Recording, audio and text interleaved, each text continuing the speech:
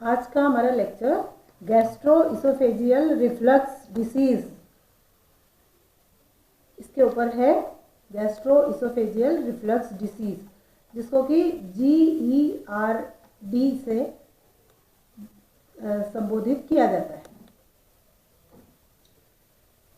ये जो डिसीज़ है ये अपर GIT का डिसीज़ है और इसमें इसोफेगस अफेक्टेड होती है।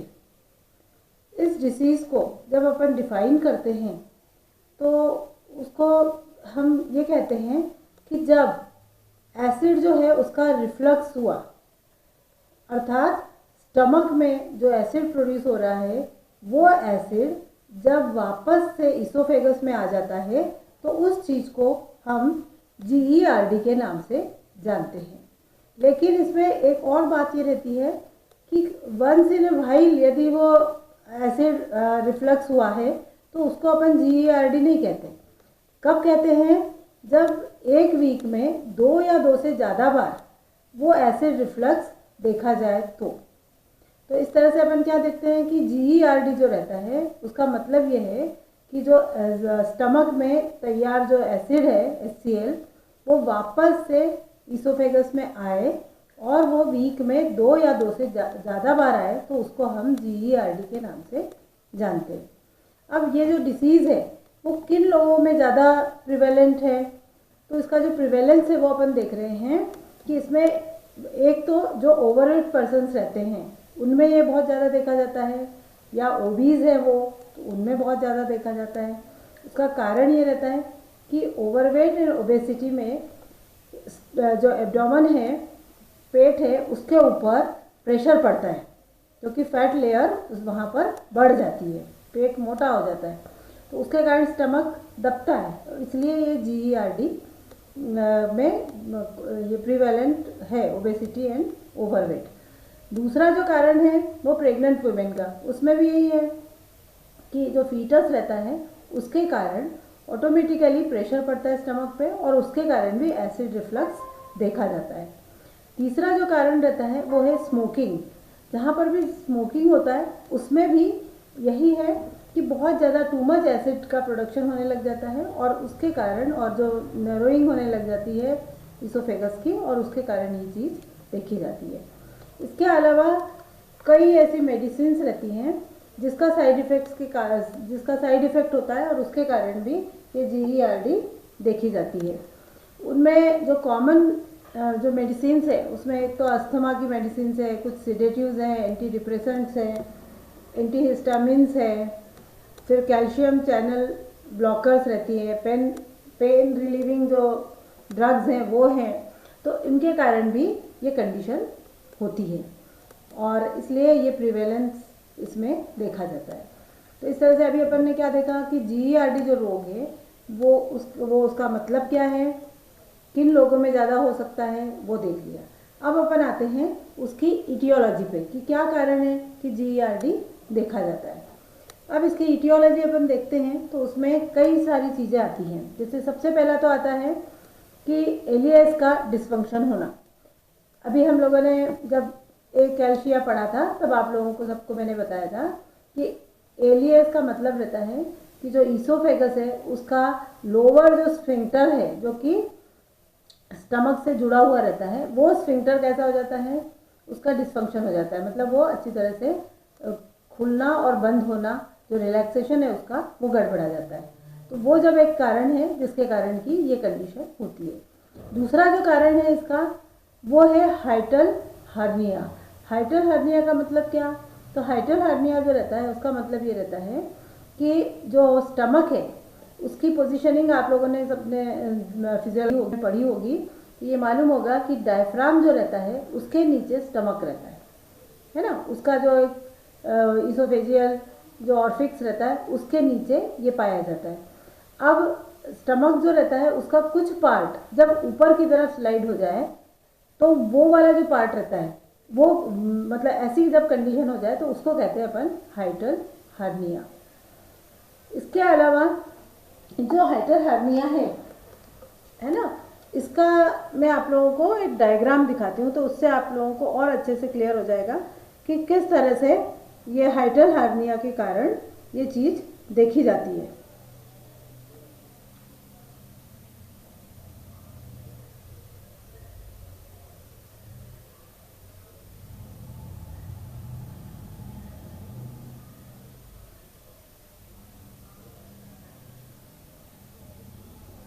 ये देखिए यहाँ पर ये जो स्टमक है, ये डायफ्राम है, यहाँ स्टमक है और ये इसोफेगस है, पर इस ऑर्फिक्स से आगे की तरफ स्टमक का कुछ भाग निकल गया।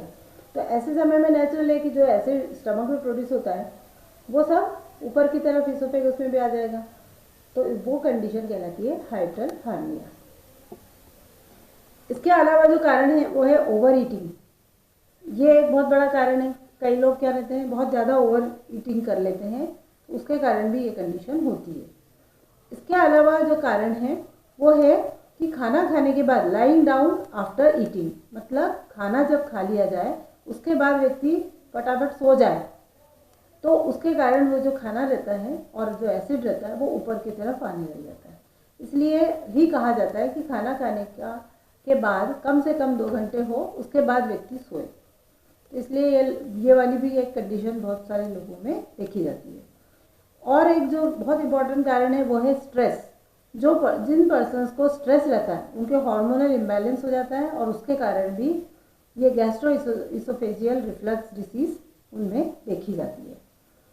तो ये तो हो गए इसके कारण कि किस कारण से ये गैस्ट्रो इसोफेजियल रिफ्लक्स देखा जाता है।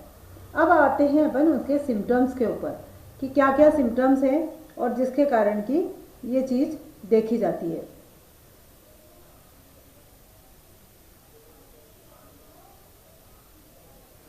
ये भी एक डायग्राम है, इसको देखकर भी आप लोगों को क्लियर हो जाएगा कि ये जो लोअर स्फिंक्टर है वो जब स्फिंक्टर प्रॉपरली मतलब वो ओपन हो जाएगा, यदि यहाँ पर ये स्टमक ऊपर की तरफ आ गया है तो उससे GERD देखी जाएगी। और नॉर्मल जो पोजीशन रहती है उसकी, है ना, उसमें भी आपने देखा होगा कि जब ये कंडीशन आती है तो हमेशा ये एलियस के कारण ही हाइटल हार्निया और एलियस में गड़बड़, ये दोनों कारणों से ये GERD देखी जाती है। अब आता है इसके सिम्टम्स में कि क्या क्या सिम्टम्स इसमें दिखाई देते हैं। जो जो सिम्टम्स इसमें दिखाई देते हैं उसमें सबसे पहला तो सिम्टम है हार्ट बर्न। हार्ट बर्न का मतलब तो आप लोग सब जानते होंगे कि खाना खाने के बाद में जब जलन हो तो वो कंडीशन कहलाती है हार्ट बर्न, है ना, मतलब चेस्ट एरिया में बर्निंग जैसा लगता है। दूसरा है कि उसके कारण कई बार नॉशियाटिक फीलिंग भी होती है। इसके अलावा तीसरा जो कारण है वो बैड ब्रीथ, कि वो जो एसिड रहता है उसका रिफ्लक्स जब होता है तब उसके कारण कई बार क्या हो जाता है कि वो थोड़ा सा एसिड जो रहता है वो रेस्पिरेटरी ट्रैक्ट में भी जाने लग जाता है, उससे जो ब्रीथ है उसमें बैड ब्रीथ आती है, मतलब सांस में बदबू आने लगती है। इसके अलावा रेस्पिरेटरी प्रॉब्लम्स भी उसमें बहुत सारे देखे जाते हैं। फिर इसके अलावा डिफ़िकल्टी या पेन ड्यूरिंग स्वेलोइंग, जब भी हम भोजन खाते हैं और उसको निगलना है तब ऐसे समय में या तो निगलने में प्रॉब्लम आती है या फिर निकलते समय दर्द बहुत ज़्यादा होता है, तो वो कंडीशन भी इसमें सिम्टम्स में देखी जाती है। अब इसके बाद वाला जो पार्ट है वो कहलाता है कॉम्प्लिकेशंस, मतलब इसकी तरफ यदि प्रॉपरली ध्यान न दिया जाए तो बहुत सारे प्रॉब्लम्स उसमें हो सकते हैं। उसमें सबसे पहला जो पार्ट है वो है ईसोफेगाइटिस। ईसोफेगाइटिस का मतलब रहता है कि जब ईसोफेगस में इन्फ्लेमेशन देखा जाए, सूजन देखी जाए, तो वो कहलाता है ईसोफेगाइटिस। दूसरा जो इसका कारण कॉम्प्लिकेशन है वो है ईसोफेजियल स्ट्रक्चर्स। इसका मतलब ये रहता है कि ये जब ईसोफेगस है उसमें बार बार जब एसिड जाएगा और उसके कारण जो ईसोफेगस है उसकी जो म्यूकस मेम्ब्रेन है उसमें डिस्टर्बेंस हो जाएगा और उसके डिस्टर्बेंस के कारण कई बार वो जो लेयर रहती है वो छोटी हो जाती है, मतलब ईसोफेगस का जो ल्यूमेन है वो सकरा हो गया, उसको कहते हैं नैरोइंग ऑफ ईसोफेगस, ये कहलाता है ईसोफेजियल स्ट्रक्चर्स। इसके अलावा बैरेट्स ईसोफेगस, ये जो बैरेट्स ईसोफेगस है ये बेसिकली जो ईसोफेजियल लेयर में चेंज आया है उसके कारण ये कंडीशन होती है और ये कंडीशन में इसोफेगस की जो लेयर्स हैं वो गड़बड़ा जाती हैं, नॉर्मल नहीं रह पाती और कई बार इसके कारण कैंसर भी डेवलप हो जाता है। इसलिए ये कॉम्प्लिकेशन बहुत ख़राब माना जाता है और इसीलिए GERD को सीरियसली लेना चाहिए। अब उसके बाद चौथा जो कारण है इसमें कॉम्प्लिकेशन का, जो प्रॉब्लम देखा जाता है कॉम्प्लिकेशन में, वो है रेस्पिरेटरी प्रॉब्लम्स। अब ये जो रेस्पिरेटरी प्रॉब्लम्स है, जैसे मैंने पहले ही बताया कि जब वो जो एसिड है उसका रेस्पिरेटरी ट्रैक में भी वो कुछ मात्रा में चला जाता है, तो उसके कारण कंजेशन हो जाता है, आवाज़ में हॉर्सनेस देखी जाती है, अस्थमा की कंडीशन भी कई लोगों को होती है, लैरिंग्स जो रहते हैं वो भी अफेक्ट हो जाते हैं और उनमें लैरिंजाइटिस देखा जाता है। कई बार जो न्यूमोनिया है वो भी इसके कारण हो जाता है। तो इस तरह से अपन ने देखा कि यदि GERD को प्रॉपरली कंट्रोल न किया जाए तो उसके कारण कई सारी कॉम्प्लिकेशंस होती हैं। अब इसके बाद आता है कि यदि GERD है तो इसका क्या ट्रीटमेंट लेना चाहिए, कैसे इसका ट्रीटमेंट होना चाहिए। तो यदि ये कंडीशन है तो ऐसे समय में सबसे पहले तो क्या करना चाहिए कि मेडिकेशन होना चाहिए। तो वो डॉक्टर के पास व्यक्ति जाएगा और उसको जो रिफ्लक्स हो रहा है उसको कम करने के लिए डॉक्टर जो रहता है वो अलग अलग तरह की दवाइयाँ देता है, पर पर्टिकुलरली वो जो दवाइयाँ हैं वो सब एसिड प्रोडक्शन को रिड्यूस करने वाली रहती है। इसके अंदर हाइड्रोजन ब्लॉकर्स आती है, एंटासिड्स आती हैं, प्रोकाइनेटिक्स आती हैं, फिर एंटीबायोटिक्स हैं वो सब आती हैं, या पेन रिलीविंग जो ड्रग्स हैं वो भी कई बार देना पड़ती है, वो आते हैं।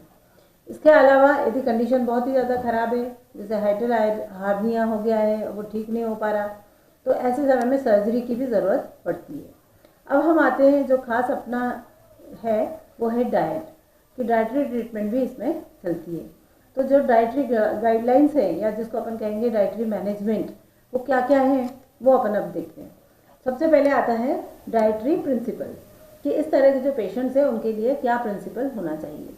नॉर्मली क्या देखा जाता है कि यदि पेशेंट इसमें ओबीज है तब तो उसको वेट रिड्यूस करने के लिए देना चाहिए, क्योंकि उसका प्रेशर पड़ रहा है स्टमक के ऊपर, इसलिए तो इसीलिए। और यदि कई बार क्या होता है GERD लंबे समय तक चलता है तो ऐसे समय में जो पर्सन है वो प्रॉपरली खाना नहीं खा पाता और इस कारण से उसको जो वेट है वो रिड्यूस हो जाता है।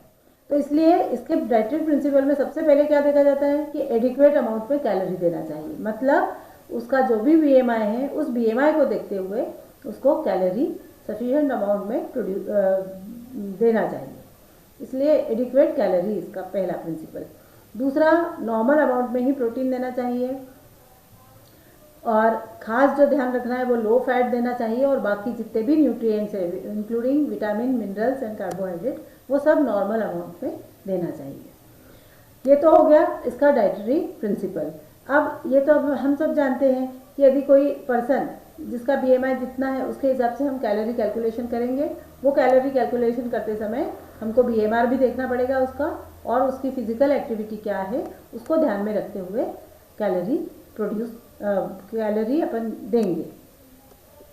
नेक्स्ट, इसके बाद जो प्रोटीन है वो नॉर्मल अमाउंट में देना है, इसलिए 1 ग्राम पर kg बॉडी वेट के हिसाब से दिया जाएगा।